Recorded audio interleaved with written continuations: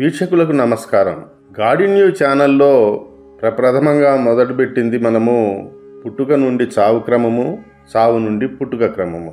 ఇదొక నిచ్చెన ల్యాడర్ లాగా ఉంటుందని, పుట్టుక నుంచి చావుకి, చావు నుంచి పుట్టుకకి మొత్తం ప్రధానంగా 18 మెట్లు ఉంటాయని, ఇందులో పంచభూతాలు, త్రిమూర్తులు, శివం, శక్తి కూడా ఉంటాయని మీకు తెలిసిన విషయమే. పుట్టుక క్రమంలో ప్రప్రథమంగా మొదలయ్యేది పరం అనుకున్నాం. పరం గురించి చెప్పాలి అనంటే, పరము అనంటే సంస్కృతంలో అత్యున్నత లేదా ఉత్కృష్టమైనటువంటి స్థానము. దీనినే తేజోమయ స్నానము, సత్యలోకము అని కూడా అనొచ్చు. మనము జపంలో లేదా దేహాంతర తపస్సులో లేదా ఈ యొక్క గతాగతిలో తననేంటో తను తెలుసుకోవాలి అనుకున్నప్పుడు నర, మృగ, పక్షి, స్థావర జంగముల నుంచి అన్నము, ఓషధులు, పృథ్వీ, నీరు, అగ్ని, వాయువు, ఆకాశము, ఆత్మ, బ్రహ్మ, విష్ణువు, రుద్రుడు, పరమేశ్వరుడు, సదాశివం, బిందువు, నాదం, శక్తి, శివం మరియు అత్యుత్తమమైనటువంటి పరం గురించి కూడా తెలుసుకున్నప్పుడు మాత్రమే సంపూర్ణ జ్ఞానాన్ని తెలుసుకొని ఆ యొక్క వ్యక్తి అహం బ్రహ్మస్మి అంటే అతడే ఒక దైవం అని గుర్తించాలి. పరం అంటే చెప్పుకున్నాం మనము అత్యున్నత లేదా ఉత్కృష్టమైనది. మనము చేరగలిగినదే, కానీ చేరటానికి చాలా క్రమశిక్షణ, గురుకృప, దైవకృప, పంచభూత కృప, పంచేంద్రియ కృప ఇవన్నీ కూడా మనకి అవసరం పడతాయి. అంటే ఒక మాటలో చెప్పాలి అంటే పరం అనేది పంచభూతాల కన్నా, త్రిమూర్తుల కన్నా, శక్తి, శివం, నాదం, బిందువు కన్నా కూడా అత్యంత ఎత్తులో ఉండేటటువంటి దాన్ని మాత్రమే పరం అంటారు. ఈ యొక్క జన్మ పరం నుంచి స్టార్ట్ అవుతే మరణము పరం దగ్గరికి చేరి అంతమవుతుంది మరో జన్మ తీసుకోవటానికి. కనుక భారతీయ యోగా శాస్త్రంలో ఇది చాలా ప్రాముఖ్యత సంతరించుకున్నది.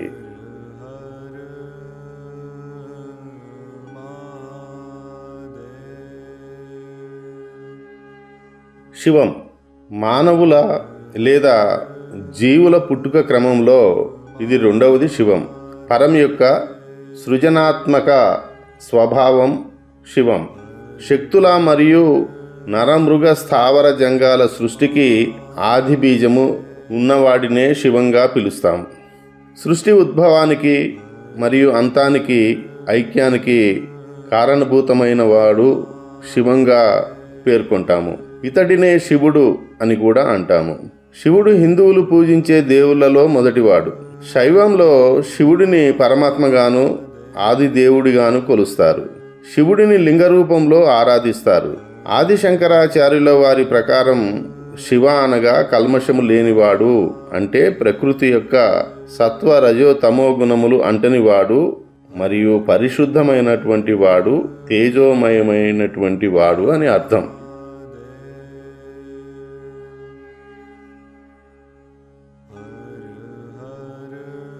మానవుల లేదా జీవుల పుట్టుకలో దిగువ 3వ మెట్టు అనగా పరం, తదుపరి శివం, తర్వాత 3వది శక్తి. భౌతిక శాస్త్రంలో ఎనర్జీ, శక్తి అంటే బదిలీ చేయగలిగే పరిమాణాత్మక గుణం.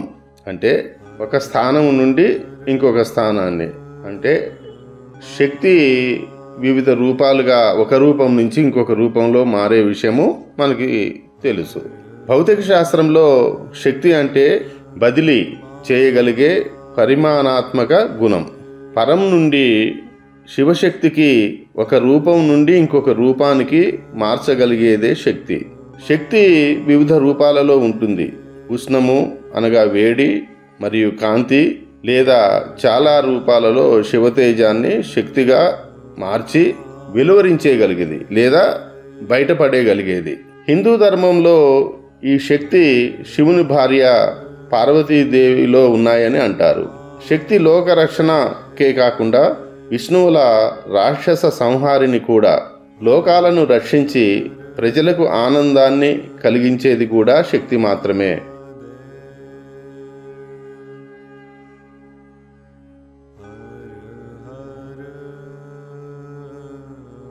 మానవ లేదా జీవుల పుట్టుకలో దిగువ 4వ మెట్టు నాదం. పరం, శివం, శక్తి తరువాత వచ్చేదే నాదం. నాదము అంటే సహజంగా వేణునాదం, నాదస్వరం ద్వారా చేసే శబ్దం, భ్రామరీ నాదం మొదలైనవి మీకు తెలిసినదే. పరమశివుడైన శ్రీశైల మల్లికార్జున స్వామి సతీమణి భ్రామరీదేవిగా కొలుస్తాం. నాదం అనేది శబ్ద ప్రధానమైనది. కర్మేంద్రియాల చేష్టలు 5 నోరు సకల పలుకులు పలికే విషయంతో ఉండి ఆకాశ సంబంధముగా ఉండేదే నాదం.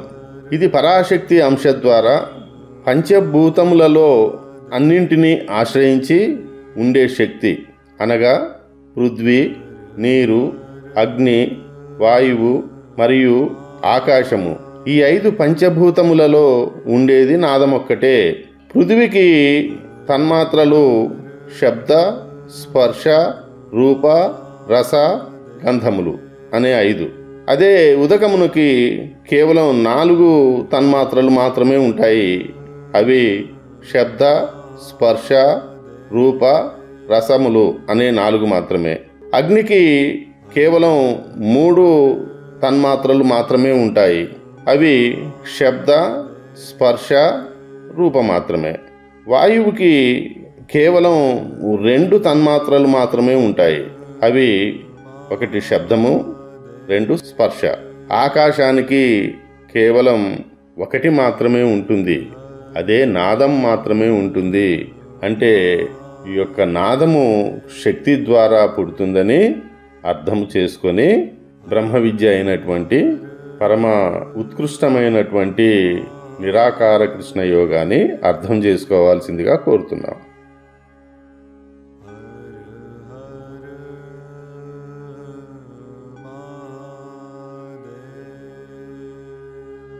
బిందువు.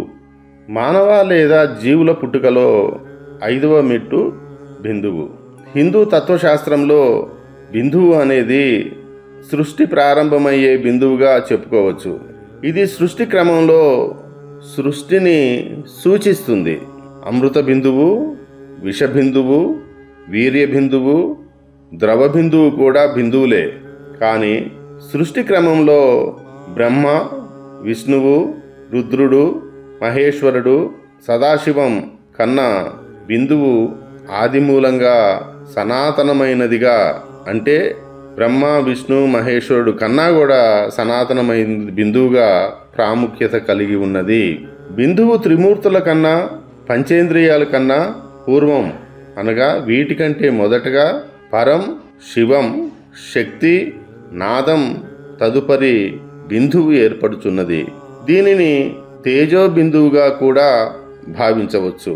ఈ తేజో బిందువును దాటకుండా నాదం ద్వారా శక్తిని, శక్తి ద్వారా శివాన్ని, శివం ద్వారా పరంను చేరి నిన్ను నీవు తెలుసుకో.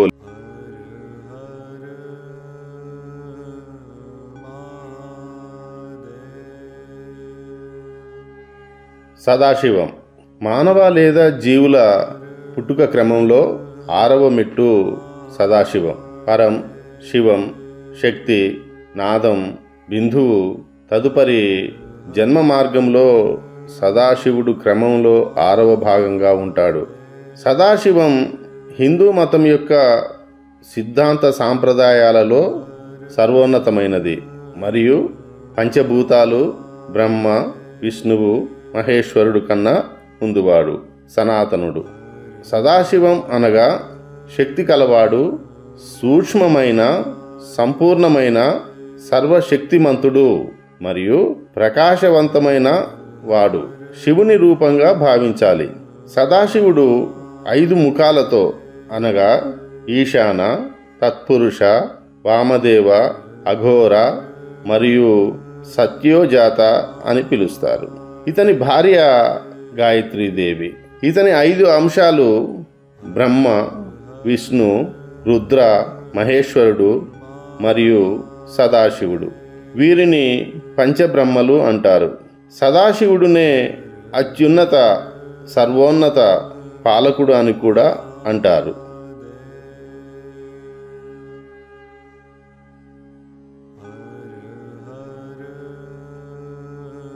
మానవ లేదా జీవుల పుట్టుక క్రమంలో ఏడవ మెట్టు మహేశ్వరుడు. దేవతలందరూ కొలిచే స్వరూపమే మహేశ్వరుడు. అంటే ఈశ్వరుడి కంటే ముందువాడు అని అర్థం. ఈ మహేశ్వరుడు సృష్టి, స్థితి, లయ. సృష్టి, స్థితి, లయ అనే ఈ మూడు కూడా మహేశ్వరుడు నిర్వహిస్తాడు. ఇది యోగార్థంగా చూసినట్లయితే పుట్టుక క్రమంలో పరం, శివం, శక్తి, నాదం, బిందువు, సదాశివం తదుపరి మహేశ్వరుడు ఏడవ మెట్టు. మహేశ్వరుడి యొక్క స్థానం ఏడవ మెట్టు క్రిందికి ఉండి పుట్టుకకు కారణమవుతున్నాడు. మహేశ్వరుడిని మునులు నీ తండ్రి ఎవరు అని అడుగగా విష్ణువు అన్నాడు. విష్ణువు తండ్రి ఎవరని అడుగగా బ్రహ్మ అన్నాడు. బ్రహ్మ తండ్రి ఎవరు అని అడుగగా రుద్రుడు అన్నాడు. మరి రుద్రుడు తండ్రి ఎవరు అని అడుగగా మహేశ్వరుడు అని చెప్పాడు.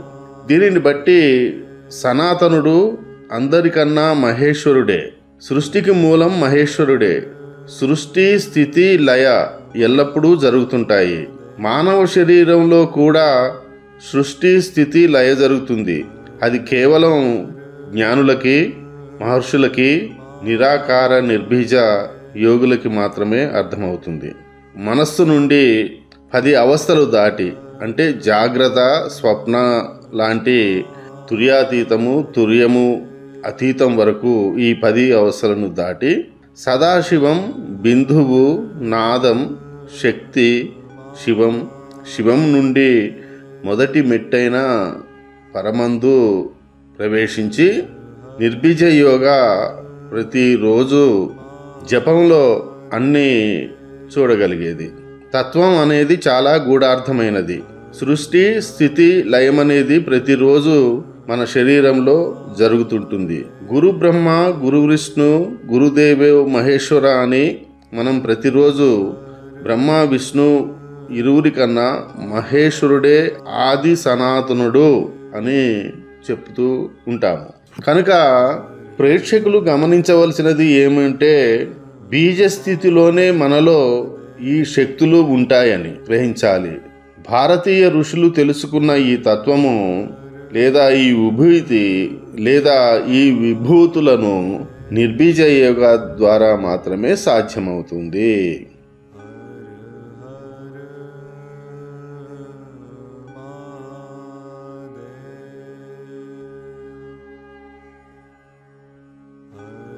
మానవ లేదా జీవ పుట్టుక క్రమంలో పైనుండి క్రిందికి 8వ మెట్టు రుద్రుడు. పరం, శివం, శక్తి, నాదం, బిందువు, సదాశివం, మహేశ్వరుడు తదుపరి రుద్రుడు 8వ వాడు. అంటే అండాండములో లేనిది పిండాండములో, పిండాండములో లేనిది అండాండములో, అంటే సర్వం నీలోనే ఉన్నాయి అని చెప్పటానికి మన పురాతన ఋషులు సాధించి గ్రంథస్థం చేసింది ఇది. తల్లి గర్భంలో పెరుగుతున్నటువంటి పిండంలో పరం, శివం, శక్తి, నాదం, బిందువు, సదాశివం, మహేశ్వరుడు తదుపరి రుద్రుడే కాక ముందుగా చెప్పుకునే ప్రతి శక్తి కూడా ఉంటుందని ప్రేక్షకులు అర్థం చేసుకోవాలి. ప్రతి జీవిలో రుద్రశక్తి వస్తుంది. ఋగ్వేదం ప్రకారం రుద్రుడిని విండ్ అంటే గాలి లేదా స్టార్మ్ అంటే విలయంగా పేర్కొంటారు. ఈ యొక్క రుద్రుడి యొక్క రౌద్ర రూపాన్ని విలయంగా మనం కొలవచ్చు. బ్రహ్మ, విష్ణువు కన్నా పైవాడు రుద్రుడు. రుద్రుడు మహాశివునికి అనుబంధంగా లేదా అసోసియేట్గా ఉంటాడు. ఆది శంకరాచార్యుల ప్రకారం ప్రపంచం మునిగిపోయే ప్రళయకాలమందు అందరినీ భయంతో ఏడిపించేవాడని అర్థం. యోగశాస్త్రం ప్రకారం భక్తి మరియు స్వీయ ఆవిష్కరణకు దోహదపడేవాడు రుద్రుడు అని తెలుసుకోవాలి. మొత్తం 11 మంది రుద్రులున్నారు. 1 అజ, 2 ఏకపాద, 3 అహిర్జుజ్ఞాన త్వస్త, 5 రుద్ర, 6 హర, 7 శంభు, 8 త్రయంబక, 9 అపరాజిత, 10 ఈశాన మరియు చివరిది 11వది త్రిభువన అనే రుద్రులుంటారు. వీరినే ఏకాదశ రుద్రులు అని కూడా అంటారు. శివ లేదా మరుత్తులు అని కూడా రుద్రులని అంటారు. 11 లేదా 33 లేదా 130 రుద్రులుంటారని వీరిని వైదిక సర్వదేవతలు అని కూడా అంటారు. రుద్రుడిని అర్ధనారీశ్వరుడని విష్ణు పురాణం చెబుతుంది.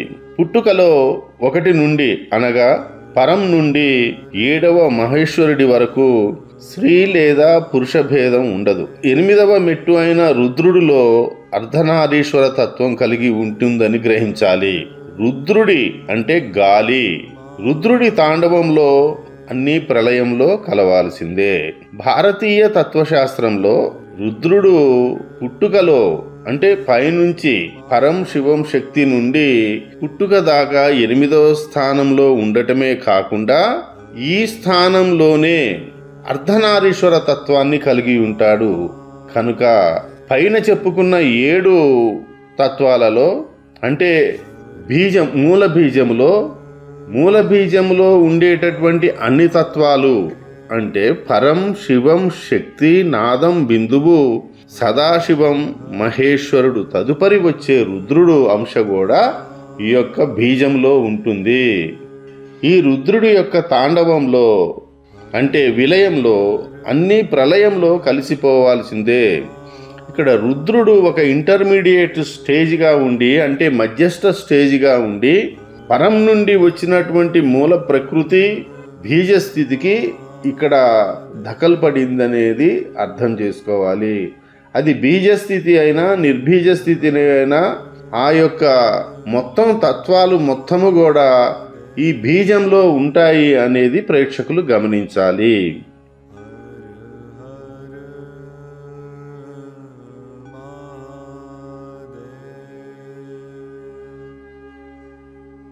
మానవ లేదా జీవ పుట్టుక క్రమంలో పైనుండి క్రింది క్రమంలో 9వ వాడు విష్ణువు. అంటే పరం తదుపరి శివం, శివం తదుపరి శక్తి, శక్తి తదుపరి నాదం, నాదం తదుపరి బిందువు, బిందువు తదుపరి సదాశివం, సదాశివం తదుపరి మహేశ్వరుడు, మహేశ్వరుడు తదుపరి విష్ణువు పాత్రగా ఉంటాడు. అంటే పైన చెప్పుకున్న 8 + విష్ణువు ఈ యొక్క 9వ మెట్టు దగ్గర వీరి యొక్క శక్తులు మొత్తము కూడా ఆ బీజస్థితిలో ఉన్న మానవుడి యొక్క పుట్టుకకి దోహదం అవుతున్నాయి. అంటే నిన్ను నీవు తెలుసుకో అనేటటువంటి జ్ఞానములో నిరాకార నిర్బీజ యోగము ప్రధానంగా చెప్పేది కూడా అదే. నిన్ను నీవు తెలుసుకోవాలి అనంటే ఈ యొక్క నిన్ను నీవు తెలుసుకునే మార్గములో నిరాకార మార్గంలో పోతూ అంటే పంచభూతాలని, పంచేంద్రియాలని, పంచతన్మాత్రలని, అన్ని మనస్సుని, దృష్టిని, వాయువుని కూడా ఛేదించి సున్నా స్థితికి అంటే పరంకి పోయేటటువంటి విధానము మరియు పరం నుండి వచ్చినటువంటి శక్తులు మొత్తం కూడా బీజంలో ఉండేటటువంటి విధానము ఈ చావు పుట్టుక క్రమం వివరిస్తుంది. వైష్ణవ మతం వారు మరియు విశిష్టాద్వైతులు విష్ణువును మూలదైవంగా కొలుస్తారు. వీరు శైవాన్ని, శక్తిని లేదా శివగణాలను లేదా శివ సంతానాన్ని దైవంగా గుర్తించరు. విష్ణువును రాక్షస సంహారకుడుగాను భావిస్తారు. శ్రీకృష్ణుడు రాముడిని విష్ణు అవతారంగా భావిస్తారు. అంటే దీన్ని బట్టి మనకేమర్థం అవుతుంది? ఇది సంపూర్ణమైనటువంటి జ్ఞానానికి వైష్ణవము మూలం కాదనిపిస్తుంది. కేవలము విష్ణువు మాత్రమే దేవుడు అనే దానికి అర్థం లేని ఒక వాదన. వైష్ణవులు చెప్పేదాని ప్రకారము నిలువుబొట్టు వాళ్ళే దైవము అని అనుకుంటే ఈ 18 మెట్లులో ఉండేటటువంటి శక్తులు మొత్తం కూడా ప్రతి బీజంలో ఉంటున్నాయి అనంటే అతను పుట్టుకతోటే వీటన్నిటినీ సంతరించుకొని పుట్టిన వాడిని నువ్వు ఇక్కడ వేరు చేస్తున్నావు. కాబట్టి వైష్ణవవాదము అంగీకరింపబడటానికి జనన క్రమంలో విష్ణువు 9వ వాడు అని అనుకున్నాం. అంటే పరం శివం శక్తి నాదం బిందువు సదాశివం మహేశ్వరుడు తదుపరి విష్ణువు వస్తున్నాడు. అంటే ఇక్కడ వైష్ణవులు చెప్పేదాని ప్రకారంగా విష్ణువు ఒక్కడే భగవంతుడు అనంటే ఈ యొక్క మిగతా వాళ్ళందరి యొక్క శక్తులు ఈ యొక్క వైష్ణవులలో లేవా అనేది ఇక్కడ ప్రశ్నగా ఉన్నది. కనుక ప్రతి ఒక్క మానవుడిలో అన్ని దేవతల యొక్క అంటే అన్ని దేవతలు అనంటే ఆ ప్రధాన ఇప్పుడు చెప్పుకున్నటువంటి పై 9 దేవతల యొక్క మరియు ఇక ముందు చెప్పుకోబోయేటటువంటి బ్రహ్మ తదితరుల యొక్క కూడా అంశాలు ప్రతి జీవుడిలో అంతర్లీనమై ఉన్నాయి. అంతర్లీనమై ఉన్నటువంటి శక్తులని గుర్తించటమే నిన్ను నీవు తెలుసుకునే మార్గము అని గమనించాలి. జనన క్రమంలో విష్ణువుపై 8 శక్తుల ధారణ చేసి జీవి ఇతర శక్తులతో పాటు నిలిపి ఉంచేవాడుగా భావించాలి. యోగ భాషలో చూస్తే విష్ణువు కాస్మిక్ బ్యాలెన్స్ చేసే దేవుడుగా కర్మయోగులకు దేవుడు అని అంటున్నాం. కర్మయోగులు అనంటే పాపపుణ్యాలు, తర్వాత మోక్షము, అదే రకంగా విగ్రహారాధన అనేది చెప్పుకోవచ్చు. ఇక్కడ కర్మయోగమే యోగము కాదు అనేది కూడా ప్రేక్షకులు గమనించాలి. విష్ణువు అనేటటువంటి ఒక మహాశక్తిని వీరు ఒక సంకుచితమైనటువంటి దృష్టిలో వివరణ చేయటం తగదు.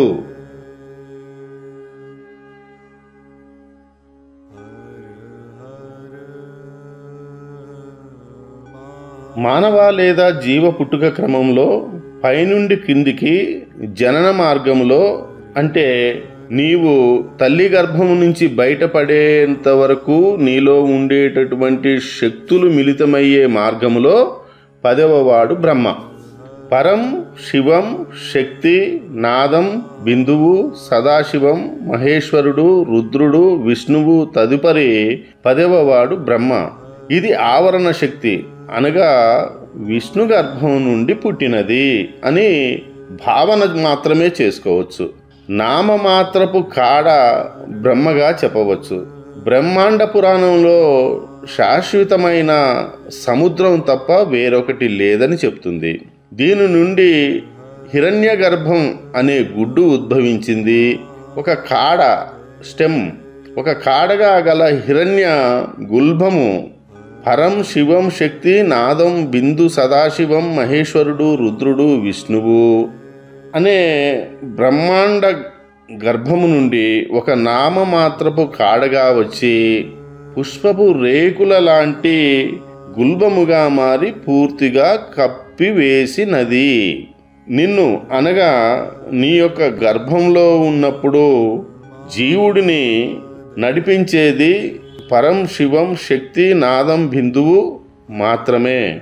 అంటే ఈ బ్రహ్మ గురించి మనం సంపూర్ణంగా చెప్పాలి అని అన్నప్పుడు ఈ యొక్క పరం, శివం, శక్తి, నాదం, బిందు, సదాశివం, మహేశ్వరుడు, రుద్రుడు, విష్ణువు, తదుపరి ఈ బ్రహ్మ ఒక కాడలాగా అంటే పుష్పానికి ఉండేటటువంటి ఒక కాడలాగా ఉద్భవించి ఒక పుష్పములాగా వికసించి ఈ యొక్క గర్భములో ఉన్నటువంటి ఈ యొక్క పిండాన్ని మొత్తాన్ని కూడా ఒక మాయలాగా శిశువు జనించేటప్పుడు ఆ తల్లి గర్భంలో ఉన్నటువంటి పిండానికి పై భాగంలో ఒక పొరలాగా ఒక మావిలాగా అంటే గుల్భము, దాన్నే గుల్భము అంటారు, ఒక మావిలాగా ఉండేవాడిని బ్రహ్మ అని అనుకోవచ్చు. అంటే పరం నుండి ప్రయాణమైనటువంటి జీవుడు లేదా శక్తి శివము, సదాశివము, మహేశ్వరుడు, రుద్రుడు, బ్రహ్మ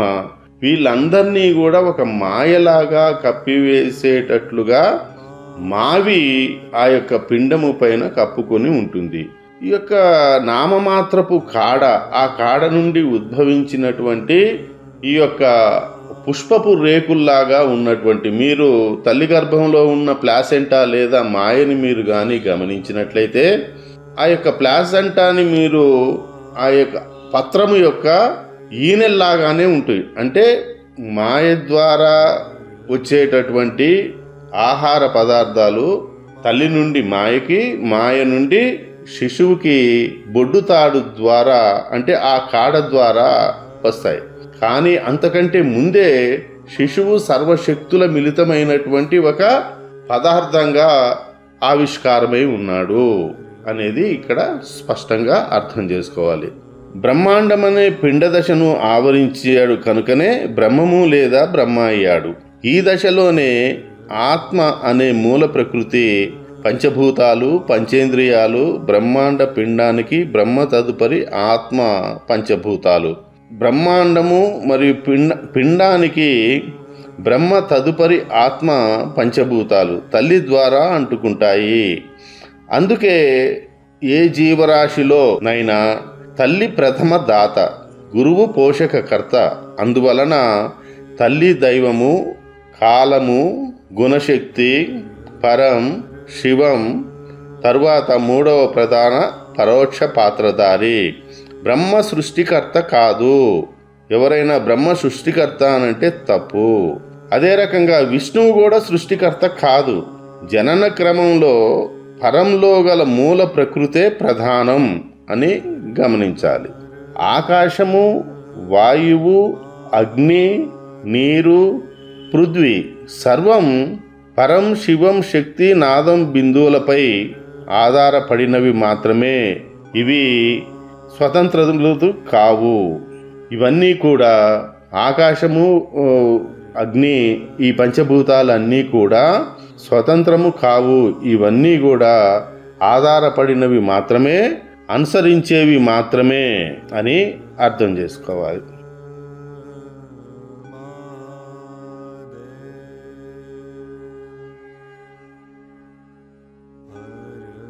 మానవ పుట్టుక క్రమంలో ఆత్మ పైనుండి క్రిందికి 11వ స్థానంలో తల్లి గర్భమందు ఉండేది. పరం, శివం, శక్తి, నాదం, బిందువు, సదాశివం, మహేశ్వరుడు, విష్ణువు మరియు బ్రహ్మ తదుపరి 11వది ఆత్మ. బాహ్య శరీరం అంతటా వ్యాపించి ఉండేవన్నీ ఆత్మే. దీనినే ప్రకృతి అని కూడా అంటారు. దీనినే ప్రకృతి లేదా మూల ప్రకృతిగా భావించవచ్చు. అది అండము చుట్టూ ఆవరించేదా లేదా పిండము చుట్టూ ఆవరించిన దానిని కూడా ఆత్మ అనవచ్చు. ఆత్మ సర్వచేష్టలను అనుభవించును, ప్రతిస్పందించును, ప్రవర్తించును మరియు కారణమగును. ఈ విశ్వమంతా వ్యాపించి ఉండేది ఆత్మ, పరమాత్మ కాదు. ఈ విశ్వమంతా వ్యాపించి ఉండేది ఆత్మ, పరమాత్మ కాదు. అది జీవుని సొంతము. సాధనలో శోధించిన పరం వరకు ప్రయాణించగల, స్థిరమవగల అహం బ్రహ్మస్మి కాగల సాధన పరమాత్మను తెలుసుకునే ఒక మార్గము మాత్రమే. అనగా నిర్బీజ పరంను చేరుకోవటమే. ఆత్మకు అంటే మూల ప్రకృతికి, అంటే చూడగలిగే దానికి మరణము లేదు. పుట్టుక, సంహారము లేదా మరణము సహజ ప్రకృతి ధర్మము. ప్రకృతి యొక్క నిజమైన స్వీయ అంతర్గత సారాంశమే ఆత్మ అనవచ్చు. అతనిలో ఉండే భావన లేదా క్రియా రహస్యాన్ని అతని ఆత్మగా నేను చెప్పదలుచుకున్నాను. అతని అంతర్గతం ఎవరికీ తెలవనివ్వడు. అతను విచిత్రమైన వ్యక్తి అని ఆత్మను అనవచ్చు. అతనిలోని అంతర్గత, బహిర్గత ఆత్మచేతన స్థిరపరుచుకునే దానిని ఆత్మ లేదా అతని ఆత్మ అనవచ్చు. ప్రతి జీవికి బాహ్య మరియు అంతరాత్మలు ఉంటాయి. మనము సహజంగా ఈ యొక్క ఆత్మ ప్రవృత్తిని మనం అర్థం చేసుకోవచ్చు. ఎలా అంటే ప్రతి ఒక్కరూ కూడా అంతర్గతంగా ఉన్నటువంటి ఆలోచనల్ని బయటికి చెప్పకుండా తన మనసులో ఒక బయట ప్రవర్తించే విధానము ఒకటిగా ఉన్న దాన్ని మనము చాలా వరకు అలాంటి వ్యక్తుల్ని చూస్తూ ఉంటాం. అంటే అతని యొక్క లోపల ఉన్నటువంటి ఆశ లేదా కావాలనే కోరిక బయటికి కనిపించకుండా చేయటము ఈ యొక్క బాహ్య ప్రవృత్తి అనిపిస్తుంది. అంతర్ప్రవృత్తి వేరే ఉంటుంది. ఇక్కడ ఆత్మని గురించి చెప్పుకోవాలంటే నీ బాహ్య లేదా అంతర్గతంగా ఉన్నటువంటి ప్రపంచాన్ని, అంటే నీ చుట్టూ ఉన్న చెట్లు, చేమలు, నదులు, పర్వతాలు, ప్రతి ఒక్క మూల ప్రకృతిని నువ్వు చూస్తూ నీ కళ్ళతో, చక్షులతో చూస్తున్న దాన్ని ఆత్మ అనవచ్చు.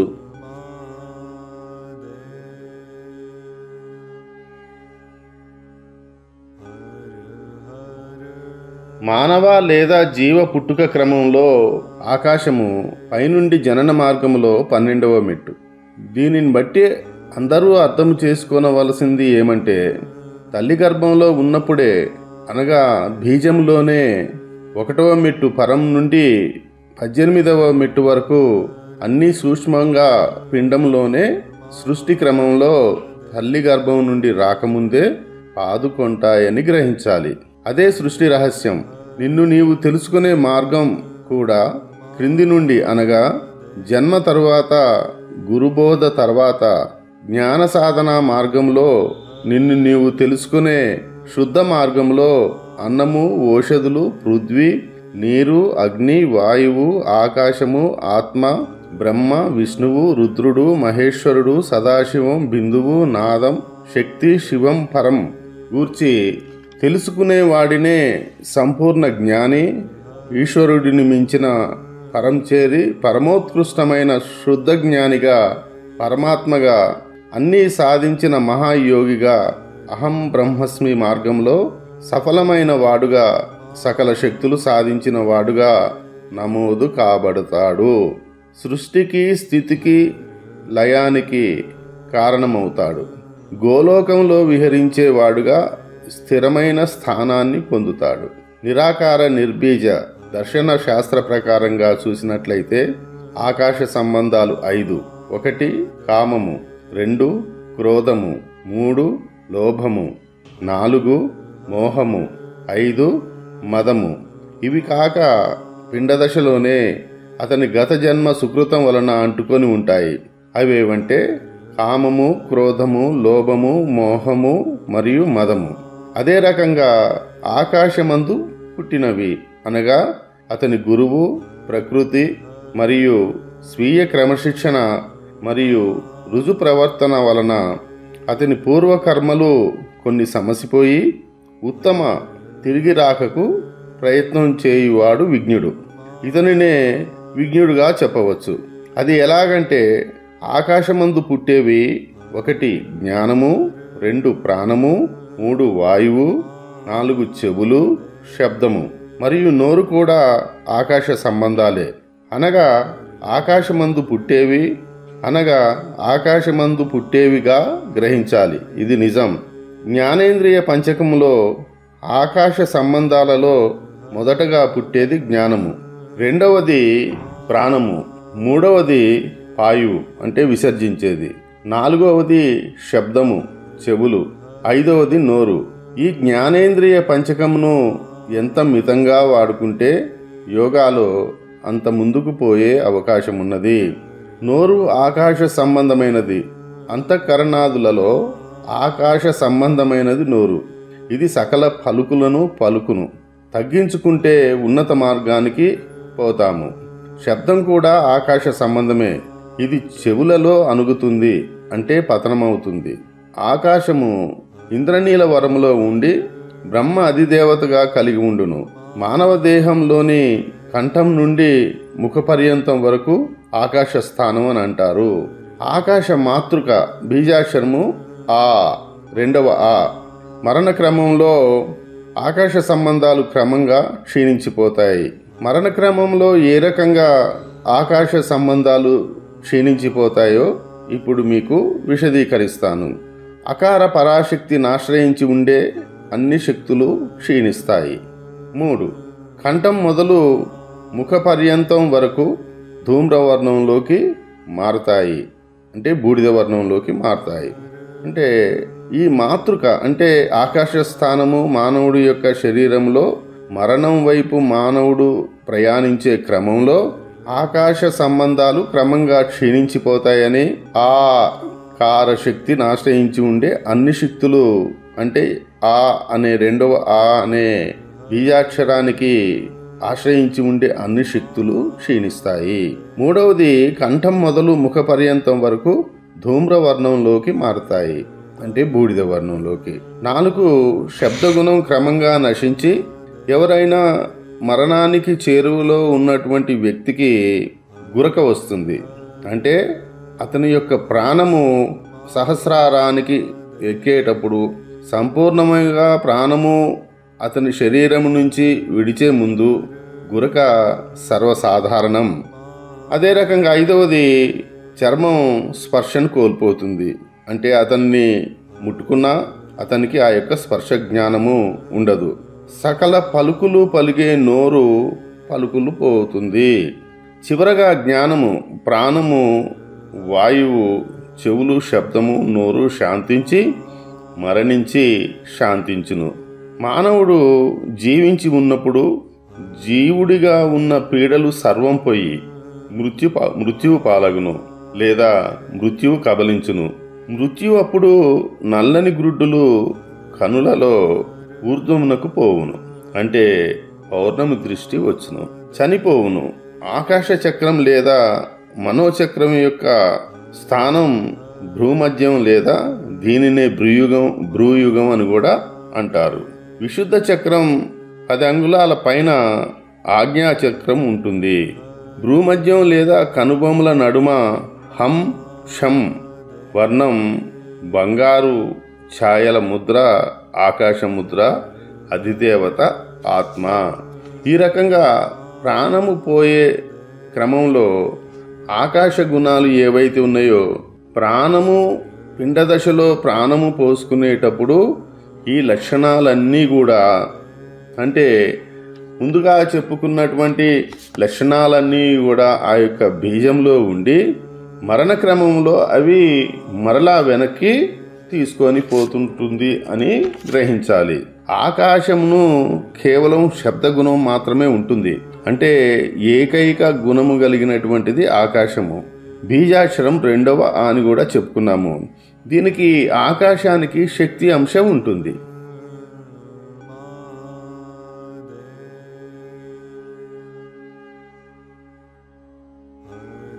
మానవ లేదా జీవుల పుట్టుక క్రమంలో తల్లి గర్భంలో ఉన్నప్పుడే ఆకాశతత్వం తదుపరి వాయుతత్వం కూడా చేరుతుంది. మన చుట్టూ ఆవరించి ఉండేది వాయువు.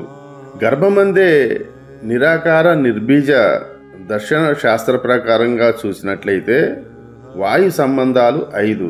1 మనస్సు, 2 వ్యానవాయువు, 3 చర్మం, 4 స్పర్శ మరియు 5 కాళ్ళు.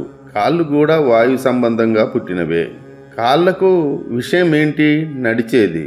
వాయువుతో కూడిన నడిచేది లేదా సంచారం చేసేది అని వాయువుకి అర్థం.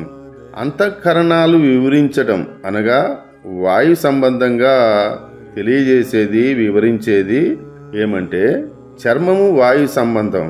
స్పర్శవాయువు చర్మం నందు అణుగుతుంది అనే దానికి ఏంటి అనంటే ఒక శబ్దం శ్రావ్యంగా వినాలనుకుంటాం మనం. ఆ యొక్క శబ్దము లేదా సంగీతము విన్నప్పుడు ఈ యొక్క అణిగేటటువంటిది అంటే మన కోరికని అణిచేది ఈ యొక్క చెవులలో ఉంటుంది. అదే రకంగా ఒక ప్రాంతానికి వెళ్ళాలి అని అనుకుంటాం. వాయు సంబంధమైనటువంటి నడక ద్వారా ఆ యొక్క ప్రదేశాన్ని చేరుకున్నప్పుడు ఆ కోరిక అంతరించిపోవటం. అదే రకంగా ఒక మంచి గాలి వాయువు మన చర్మానికి సోకినట్లయితే అంటే మనం బాగా ఎండలో పడి వస్తాం. మంచిగా ఒక చెట్టు కింద ఉన్నప్పుడు ఆ యొక్క ఎండవేడిమి నశించి చల్లదనాన్ని ఇచ్చే చెట్టుని ఆశ్రయించటం వల్ల మన శరీరము కూడా ఆ యొక్క వేడిమిని అణిచిపోయి ఈ యొక్క చల్లదనం అనే మనలో ఉన్నటువంటి కోరికని అణుచుకోగలుగుతాం. చర్మము వాయు సంబంధ స్పర్శ వాయువు చర్మం నందు అణుగుతుంది. గమనముకు పాదముల యందు వాయువు అణుగును. అదే రకంగా వాయువు ధూమ్రవర్ణము కలిగి రుద్రుడు అధిదేవతగా ఉండును. మానవ శరీరంలో ఉదరము మొదలుకొని కన్నుల వరకు వాయుస్థానమై ఉన్నది. దీనిలో ముక్కు మరియు శ్వాస వ్యవస్థతో పాటు ఉదరము కూడా ఉన్నది. మానవుడు పుట్టే క్రమంలో 13వదైన వాయువుకు పై శక్తులన్నీ చేరును. మరణ క్రమంలో క్రమంగా నశించును.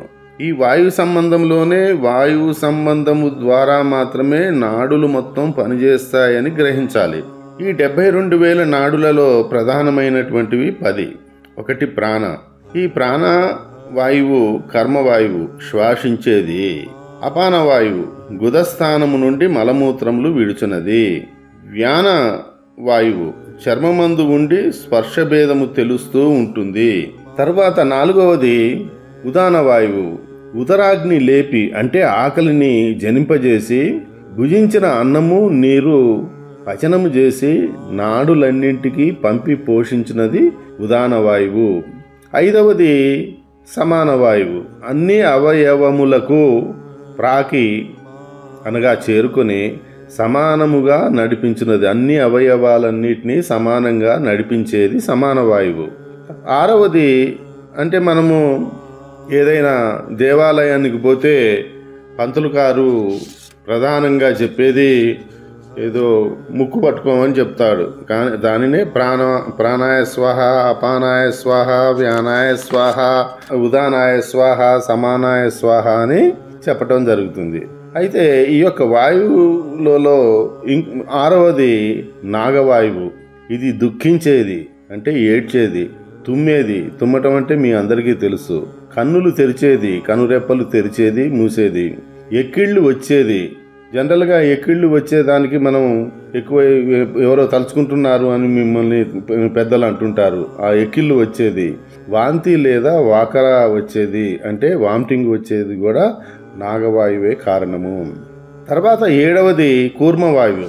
ఈ కూర్మవాయువు వల్ల ముఖం వికసించేదిగా అంటే అకస్మాత్తుగా ఒక మంచి వార్త విన్నప్పుడు లేదా తన కోరిక తీరినప్పుడు ముఖం వికసించేటట్లుగా ఉంటుంది. కన్నులు మూసేది, గగుర్పాటు కలిగించేది, ఆవలింతులు వచ్చేది కూర్మవాయువుగా చెప్పుకుంటాం. అదే రకంగా 8వ వాయువు కృకర వాయువు. ఇది హాస్యము మరియు నవ్వించేదిగా కృకర వాయువుని పేర్కొంటారు. 9వది దేవదత్త వాయువు పరుగు చేసేది మరియు యుద్ధం చేసేది. అంటే మనలో ఈ యొక్క వాయు స్వభావం వల్ల మనము ఎవరితోటైనా యుద్ధంలో కానీ లేదా ఒక కొట్లాట లేదా పోట్లాటలో పాల్గొనేదాన్ని కానీ అదే రకంగా తను గెలవలేదు అని అనుకున్నప్పుడు పారిపోయేది కూడా దేవదత్త వాయువు సంబంధమే. 10వది ధనుంజయ వాయువు.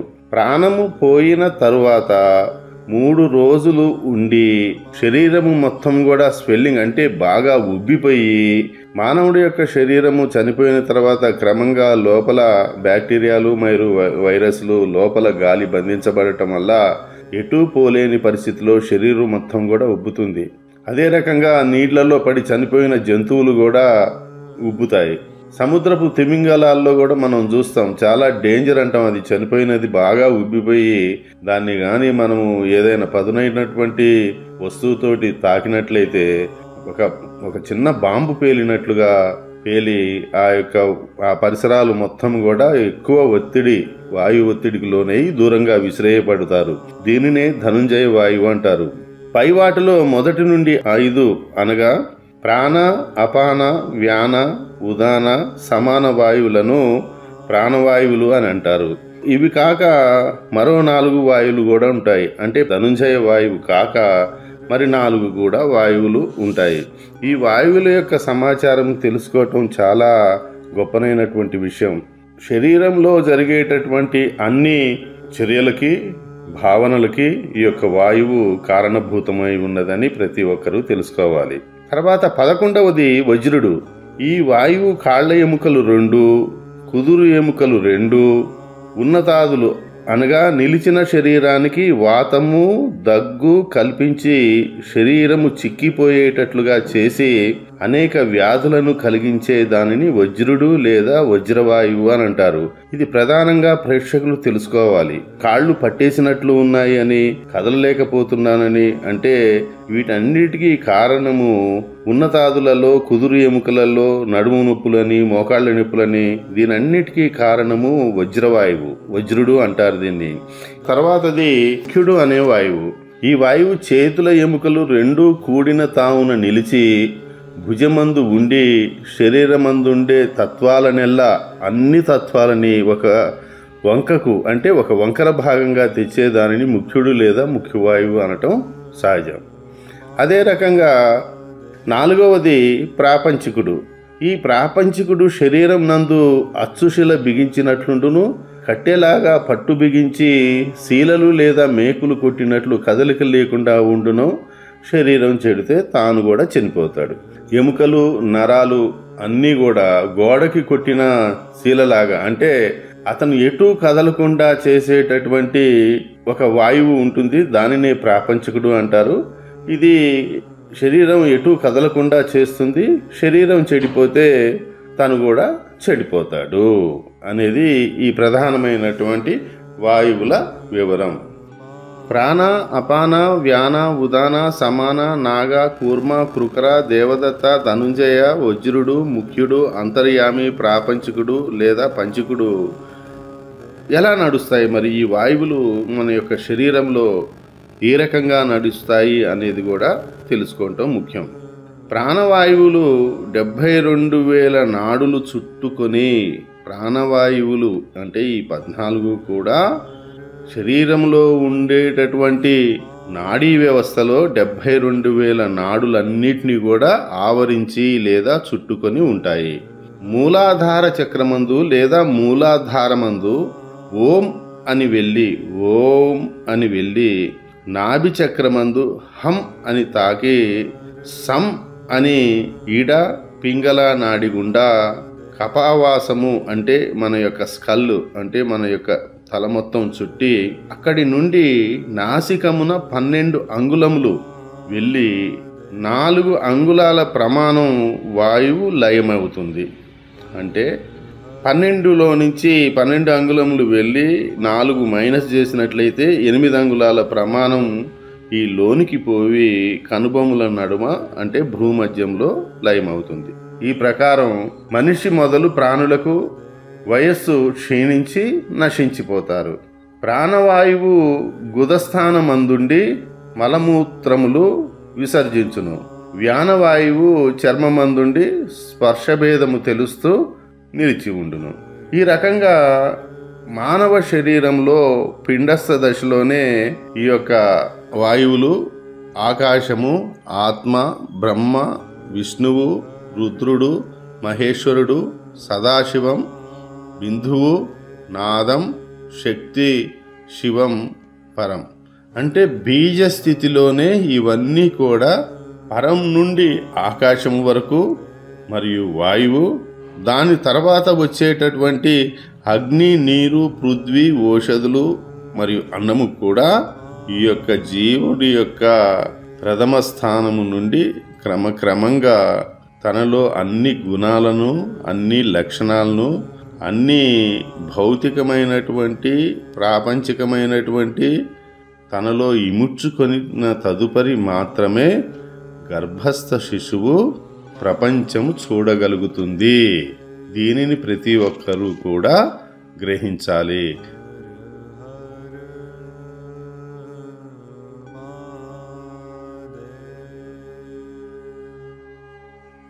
మానవుడి యొక్క పుట్టుక క్రమంలో అగ్ని పాత్ర.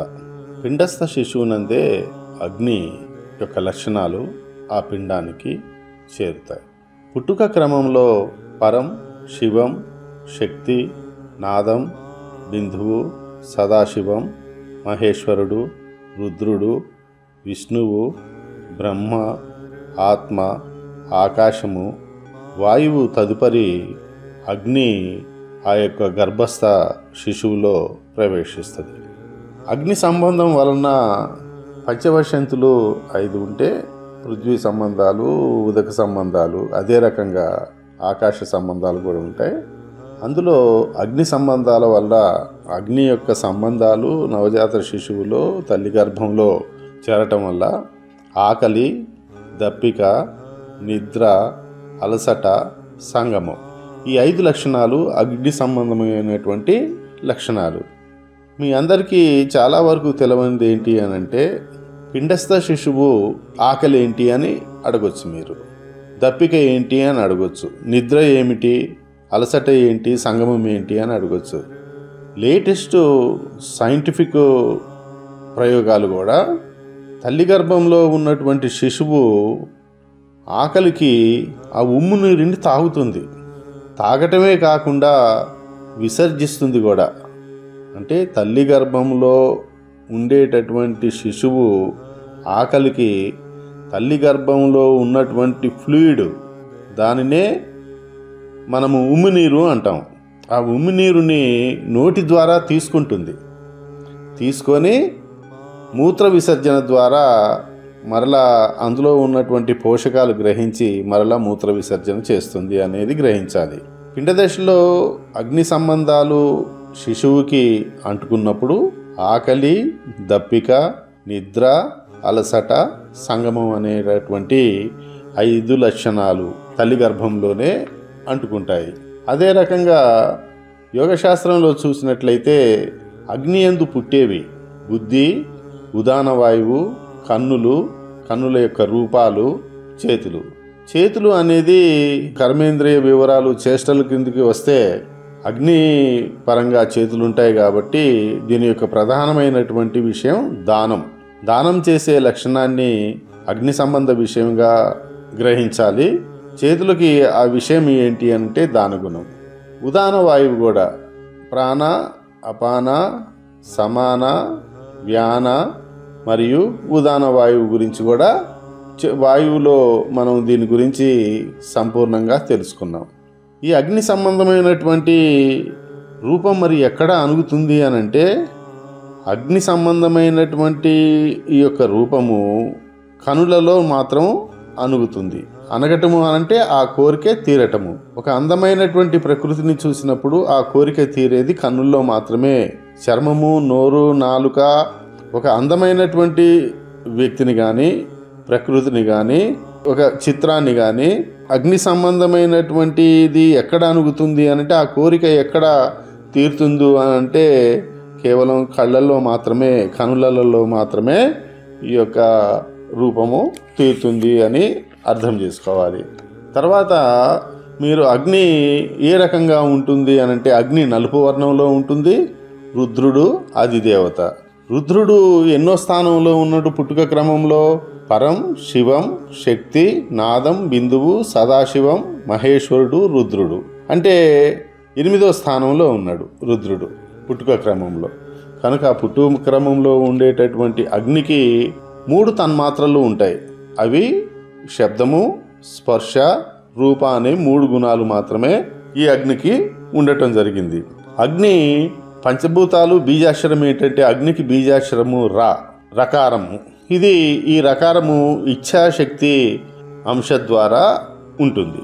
మరణ క్రమంలో కూడా అగ్ని సంబంధాలు క్రమంగా గతి తప్పుతాయి. ఎలా అంటే, 1 పట్టుకోల్పోవటము మరణ సందర్భంలో, 2 రకార సంబంధ ఇచ్ఛాశక్తి కూడా, అంటే ఒక కోరిక శక్తి, ఒక ఇచ్ఛ కలిగి ఉండటము అనే శక్తి కూడా కోల్పోతారు. 3 నలుపు వర్ణంలోకి క్రమంగా తొడల నుండి ఉదయ పర్యంతం వరకు రూపం కోల్పోతుంది, నలుపు వర్ణంలోకి మారుతుంది. 4వది కనులు కూడా పట్టు తప్పుతుంది, చూపు కూడా మందగిస్తుంది. 5వది అగ్ని సంబంధాలు మరణ క్రమంలో చాలా వీక్గా కావటం వల్ల మరణ సమీపంలో బుద్ధి, ఉదాన వాయువు, కన్నులు, రూపము, చేతులు పట్టుతప్పును లేదా గది తప్పును. పోతే 6వది ఆకలి, దప్పిక, సంగమాదులు క్షీణించును, నిద్ర మరియు అలసట పెరుగుతుంది. ఈ యొక్క మరణానికి చేరువలో ఉండేటటువంటి వ్యక్తిని నిశ్చితంగా పరిశీలించినట్లయితే ఈ యొక్క పంచభూత తత్వాలైనటువంటి ఈ పృథ్వీ, జలము, వాయువు, అగ్ని, ఆకాశము, ఈ యొక్క తన్మాత్రలు కానీ వాటి యొక్క విశేషమైనటువంటి శక్తులు పుట్టుకలో అంటుకొని మరియు మరణంలో తెగదెంపులు చేసుకుంటాయని గమనించాలి. అయితే ఇంకొకటి, మండలాలు, మన యొక్క శరీరం మొత్తాన్ని మండలాలుగా మనం భాగించినట్లయితే అగ్ని మండలం, సూర్యమండలం, చంద్రమండలం అనే 3 మండలాలుగా దీన్ని విభజించటం జరుగుతుంది. ఈ అగ్ని మండలంలో భూమి, ఉదకము అంటే భూమి, నీరు కూడిన ఆధార తావున నలుచదరంగా ఉంటుంది. దాని మీద త్రికోణాకారముగా ఉండును. 4 అంగుళాల పద్మము అందు పంచాక్షరి ఇండును. ఓం హ్రీం హ్రాం సం. ఇది అగ్నిమండలం. అంటే ఈ అగ్నిమండలంలో అర్థం చేసుకోవాలి, భూమి ఉదకము కూడిన ఆధారము తావున ఈ యొక్క అగ్నిమండలము త్రికోణాకారముగా నలుచదరముగా ఉండి దాని మీద త్రికోణాకారముగా ఉండును. అంటే ఆధారం స్వాదిష్టానం ఈ యొక్క సంగమంలో ఈ యొక్క అగ్నిచక్రము ఉంటుందని ప్రేక్షకులు గమనించాలి.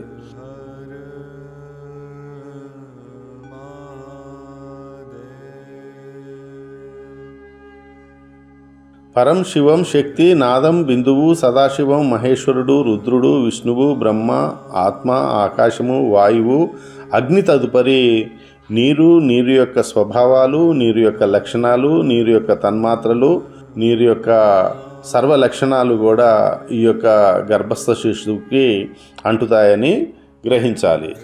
అదే రకంగా నీటికి యొక్క లక్షణాలు మనం తెలుసుకున్నట్లయితే మానవ శరీరంలో నీరు ఈ క్రింది పంచవశంతిలో భాగాలుగా ఉంటాయి. ఉదకము అని దీన్ని అంటారు. నెత్తురు, మూత్రం, శ్లేష్మం మరియు మేధస్సు, ఈ 4 ప్రధానమైనటువంటి ఉదక సంబంధాలు. అదే రకంగా నీటి యందు పుట్టేటటువంటి గుణాలు ఆ యొక్క శిశువుకి ఏంటి అనంటే చిత్తం, సమాన వాయువు, నానారసం, గుదస్థానం. అంతఃకరణాదులలో ఉదక సంబంధమైన జిహ్వ 4 నందు అనుగుతుంది. ఇది యొక్క పంచగుణాలు ఎక్కడ అనుగుతాయి అంటే ఒక వస్తువుని మనము సేవించాలి, ఒక తీయటి పదార్థము సేవించాలి అనేది గట్టి తృష్ణ ఉన్నప్పుడు ఆ తీయని పదార్థము పంచదార లేదా ఒక మంచి తీయని ఫలాన్ని సేవించినట్లయితే అనుగుతుంది.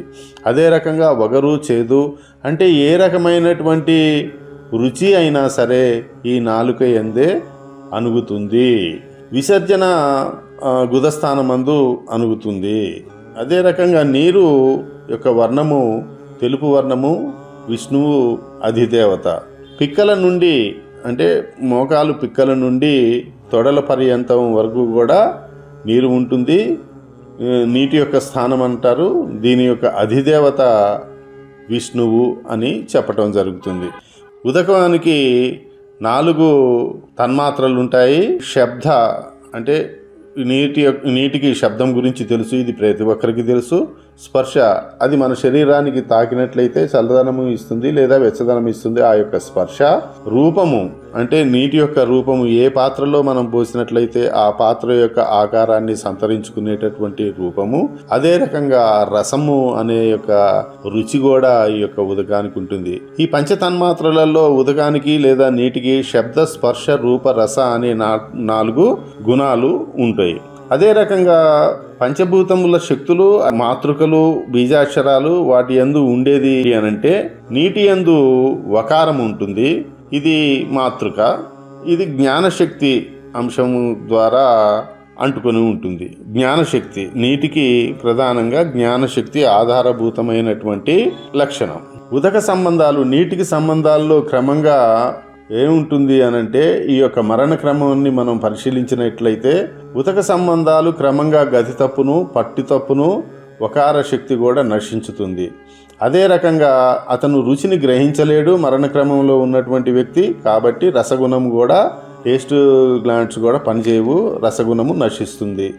5వది చిత్తం, సమాన వాయువు. దేహంలో ఉండేటటువంటి సమాన వాయువు కూడా గతి తప్పుతుంది, నానారసం కోల్పోతుంది.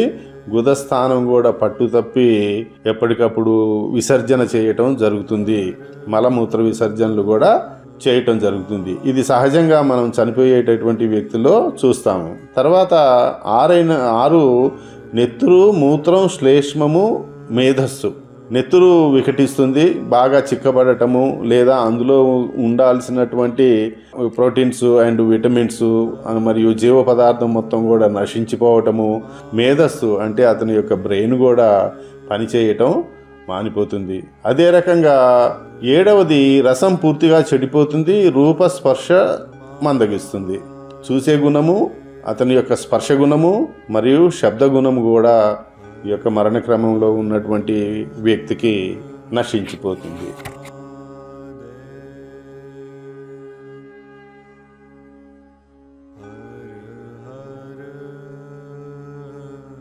పృథ్వీ లేదా భూమి. భూతత్వము పుట్టుక క్రమంలో కూడా ఇది 16వ తత్వంగా ఉంటుంది.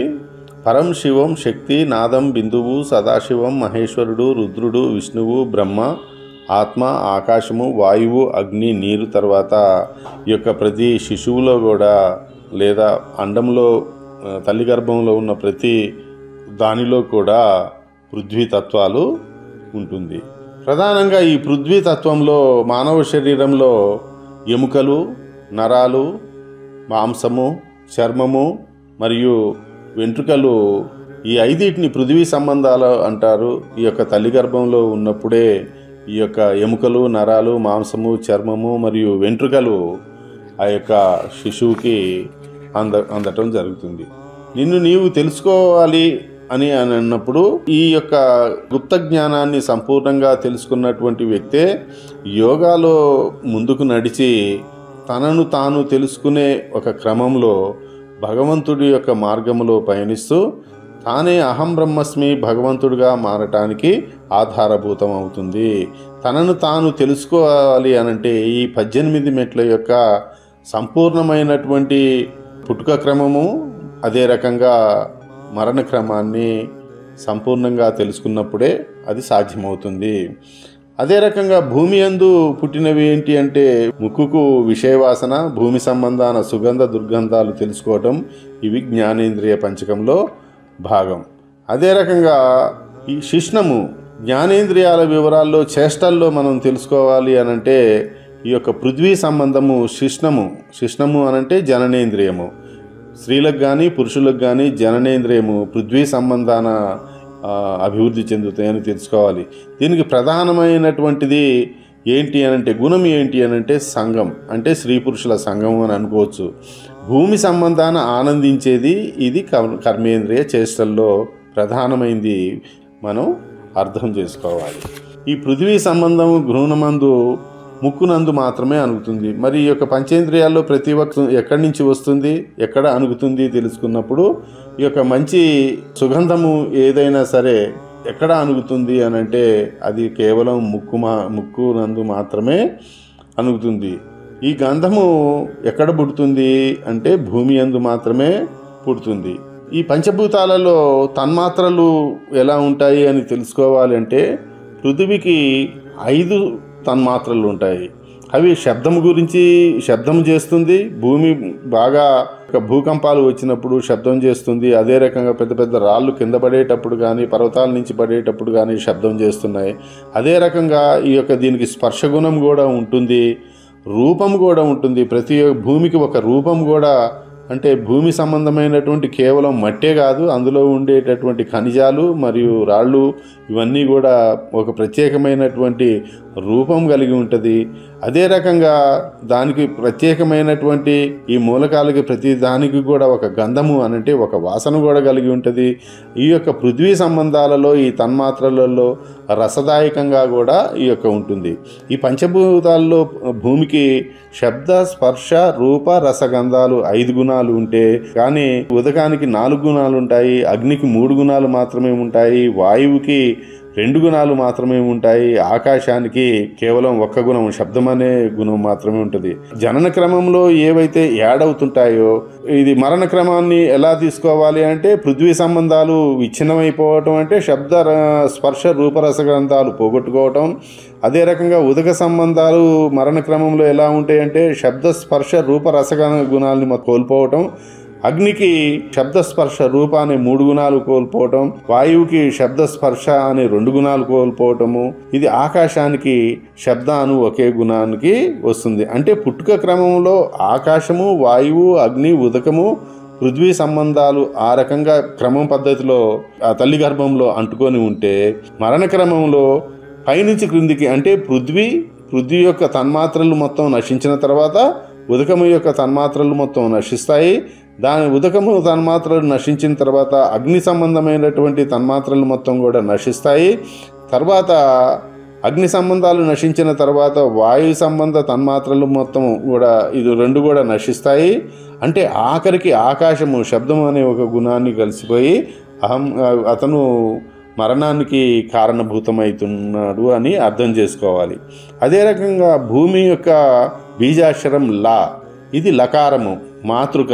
ఈ యొక్క భూమి యొక్క మాతృక ఆదిశక్తి అంశ. ఇది భూమికి ఆదిశక్తి అంశ ఉంటుంది. అంటే ఈ యొక్క మరణ క్రమంలో ఆదిశక్తి అంశ కూడా, శక్తి అనే అంశ కూడా చివరిగా వెళ్ళిపోతుంది. అదే రకంగా ఈ యొక్క పృథ్వీకి మరణ క్రమంలో పృథ్వీ సంబంధాలు క్రమంగా గతి తప్పుతాయి. లకారము ఆదిశక్తి నశిస్తుంది. గంధఘ్రాణ శక్తి అంటే అతను వాసన చూసేటటువంటి ఘ్రాణ శక్తి కూడా నశిస్తుంది. సుగంధము దుర్గంధము అనే యొక్క ఘ్రాణ శక్తి నశిస్తుంది. పాదాల నుండి పిక్కల వరకు పసుపు వర్ణానికి మారుతుంది.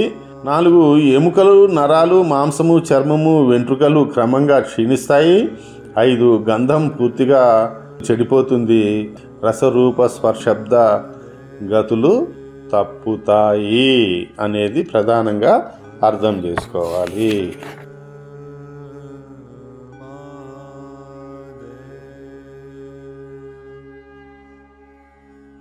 మానవుడి యొక్క పుట్టుక క్రమంలో ఓషధులు కూడా ప్రధానమైనటువంటిది. ఓషధులు అనంటే మీరు చెప్పేటటువంటి ఈనాడు ఉన్నటువంటి అల్లోపతి కాదండి, మూల చికిత్స. ఈ ఓషధులు అనంటే భూతత్వంలో భూమి ద్వారా ఉద్భవించినటువంటి కొన్ని చెట్లు, ఔషధపు మొక్కల వల్ల ఓషధుల యొక్క తత్వం కూడా దీంట్లో పుట్టిన తరువాత మాత్రమే ఇది ఓషధుల యొక్క గుణం కూడా ప్రతి ఒక్కళ్ళు గమనించాలి. అంటే జనన క్రమంలో ఈ యొక్క జనన వరుస క్రమంలో జనించిన తర్వాత ఈ యొక్క ఓషధుల పాత్ర కూడా చాలా ముఖ్యంగా ఉంటుంది. ప్రతి ఒక్క జీవి తను చేసేటటువంటి కర్మలలో యాక్సిడెంటల్గా జరిగిన ఏదైనా సంభవించినట్లయితే ఓషధులు ఈ యొక్క చికిత్సకి ఉపయోగపడతాయి. ఈ ఓషధులు అనేవి మన యొక్క భారతీయులు ఈ యొక్క ఔషధాలని చాలా రకాల కొన్ని వందల ఔషధాలని సిద్ధ, యునాని మరియు ఆయుర్వేద ప్రకృతి చికిత్సల ద్వారా చేయటం జరుగుతుంది. ఇవన్నీ మానవుడి పుట్టుక తదుపరి జరిగేటటువంటి క్రమంలో ఆ యొక్క రసవైద్యులు యోగాలో కూడా కొన్ని ప్రధానమైనటువంటి చికిత్సలు చేయటానికి ఓషధులు ఉపయోగపడతాయి. అదే రకంగా ఓషధులతో పాటు అన్నము, ఈ అన్నము కూడా ప్రధానమైనటువంటి పాత్ర. అన్నము అనంటే ఆహారము.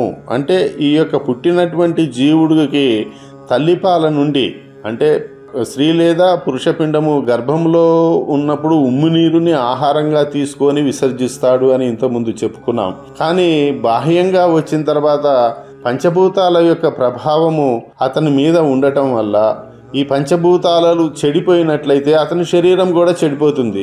వాయువు చెడిపోతే ఈ యొక్క అలసట, దగ్గు మరియు ఊపిరితిత్తులు చెడిపోతాయి. అదే రకంగా నీరు చెడిపోతే లోపల ఉన్నటువంటి ఇంటెస్టైన్స్, అదే రకంగా ఈ యొక్క జీర్ణ వ్యవస్థ మొత్తం కూడా చెడిపోతుంది. అంటే మనిషి పుట్టుక తదనంతరము ఈ యొక్క అన్నము మరియు ఓషధులు ప్రధాన పాత్ర వహిస్తాయి.